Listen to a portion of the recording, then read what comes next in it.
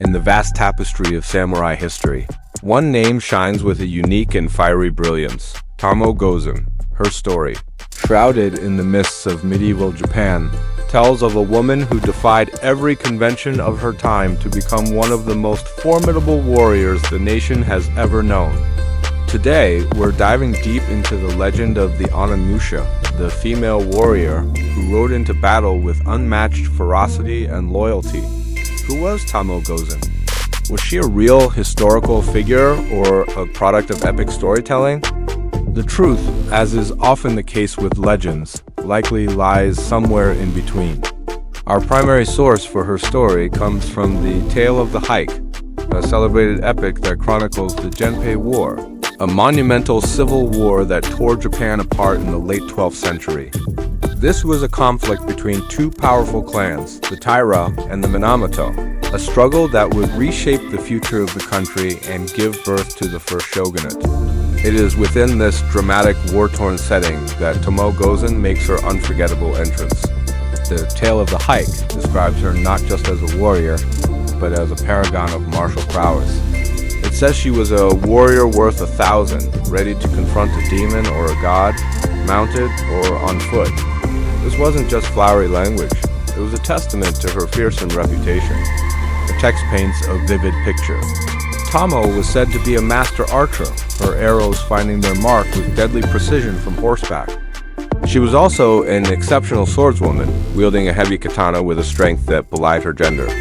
Perhaps most impressively, she was renowned for her skill in breaking in untamed horses, a dangerous task that required immense courage and physical power.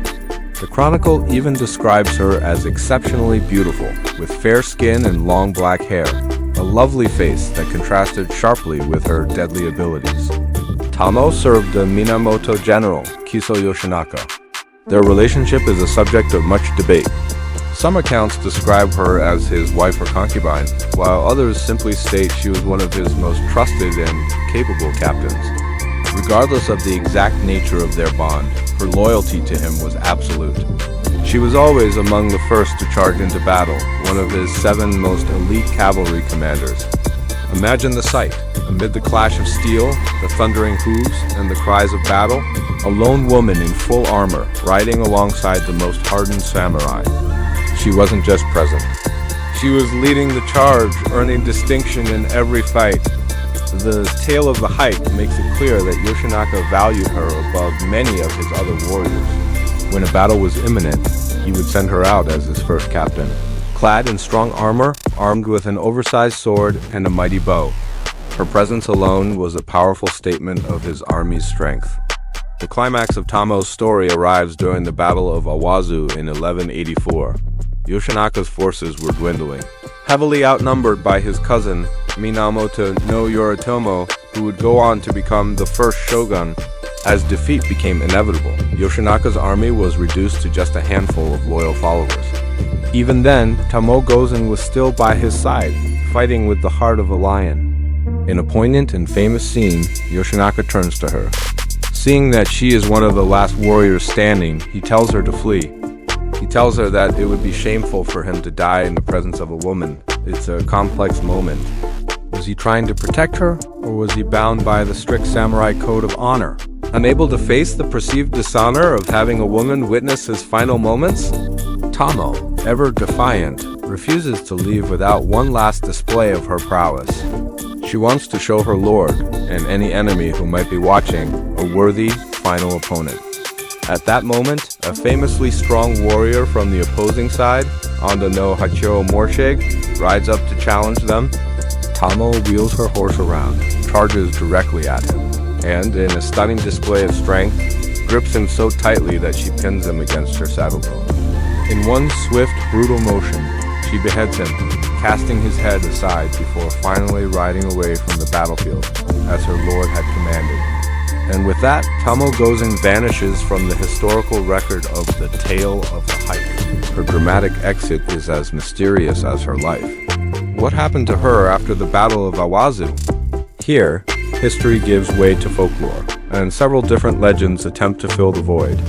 One popular story claims that after escaping the battle, she became a Buddhist nun, renouncing her life as a warrior and praying for Yoshinaka's soul for the rest of her days. She is said to have lived to the ripe old age of 91. Another, more romantic tale suggests that she was captured by one of Yoritomo's generals, Wada Yoshimori, and forced to become his concubine. The story continues that she later bore him a son, Asahina Yoshihide, who was said to have inherited his mother's incredible strength. A third, darker legend whispers that she retrieved Yoshinaka's head from the battlefield to prevent it from being desecrated by his enemies, and then walked into the sea, holding his head to join him in death. So the big question remains, was Tomoe Gozen real? While she is only mentioned in the Tale of the Hike, an epic poem rather than a strict historical chronicle, the existence of female warriors, or onimusha, is well documented in Japanese history. Before the rise of the rigid samurai class structure in the Edo period, women of the bushi, or warrior class, were often trained in martial arts. They learned to use weapons like the naginata, a long polearm, to defend their homes and families while the men were away at war. Archaeological evidence supports this, as DNA testing on remains from battle sites has identified a significant percentage of female combatants. Empress Jingu, for example, is a legendary figure who supposedly led an invasion of Korea in the 3rd century. The Hoyo clan during the 13th century was known for having women who were active participants in battle. So while Tomoe's story might have been embellished for dramatic effect in the Tale of the Hike, the idea of a woman as a powerful and respected warrior was not entirely foreign to the Japanese consciousness of that era. Tomoe Gozen may have been a real person whose exploits were so extraordinary they became legendary. Or she may have been a composite character, a literary creation representing the strength and spirit of all onimusha who fought and died in that chaotic period. The ambiguity is part of her enduring appeal. Today, Tomoe Gozen is a cultural icon in Japan and around the world. She is a symbol of female strength, loyalty, and the defiance of traditional gender roles. Her image appears everywhere, from traditional woodblock prints and kabuki plays to modern manga, anime, and video games. She is the archetypal female samurai, a figure who inspires awe and fascination centuries after she rode across the battlefields of the Genpei War. Her story challenges our perception of the rigidly patriarchal world of the samurai. It reminds us that history is often more complex and nuanced than we think, and that exceptional individuals can carve out their own destinies even in the most restrictive societies. Whether she was a real woman of flesh and blood or a powerful symbol born from an epic poem, Tomoe Gozen's legacy is undeniable. She is the ghost warrior, the demon-quelling beauty, the samurai worth 1,000 men whose legend continues to gallop through the corridors of time. Thank you so much for joining me on this journey into the life of Tomoe Gozen. If you enjoyed this video, please hit that like button and subscribe to the channel. Let me know in the comments who you'd like to see me cover next.